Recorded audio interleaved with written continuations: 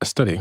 Yes, I did. And I think that's the picture I have here, which talks about in 2012. So I'll put this on the screen again. This is picture number 2 for anybody that's listening on audio and wants to see the photos. This is a pretty startling image. It is. And it scares me.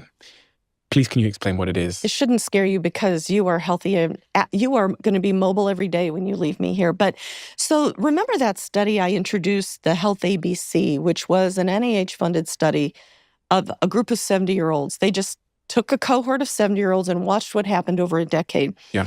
Well, they did a similar study as this using CAT scans. I used MRIs. And what they found is that what they described as the inevitable decline of muscle, the inevitable infiltration of your muscle with fat like marbling. And I said, that cannot be true.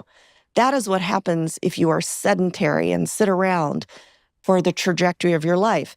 So because I'm a sports doctor, I am surrounded by masters athletes. So I did a study of masters athletes from 40 to 85.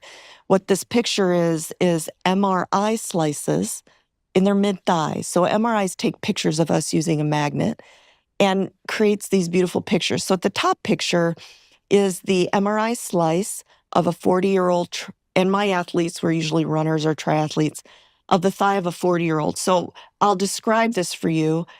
It's gorgeous. Yeah, it's beautiful. Yes, we have beautiful muscle architecture of the quadriceps on the top, the hamstrings on the bottom. The bone has a nice cortex. There's very little peripheral fat. And when I looked inside the muscle with a microscope and special software, there was not infiltration of fat or marbling. So if you want to say it colloquially, this is a flank steak with no marbling. This is lean muscle. If we sit around for 35 years and have a desk job and we sit at the desk 10 hours a day and we don't go move our muscles, we're not purposeful, this is what happens. We lose our muscle architecture. These muscles are almost, you can't even tell what they are. What's the age of that person? This is a 74-year-old. Now, I had a large group. This is one representative person in each of the groups. This is the control group. But the center one, the muscle, I'll tell you, is grossly fatty infiltrated. It is well marbled. It is like a Colby beef.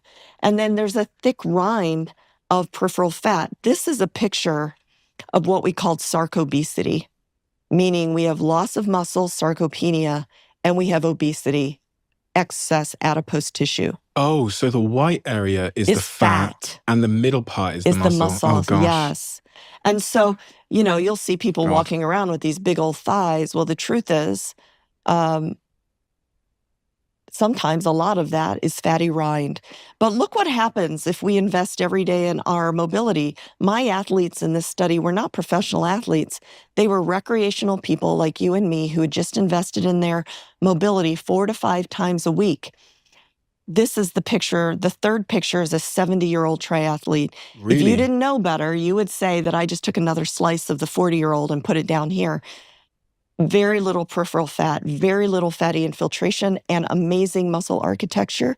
And when we looked at the strength of this person compared to this person, there was virtually no difference. There was a small difference. But we know from other people's studies that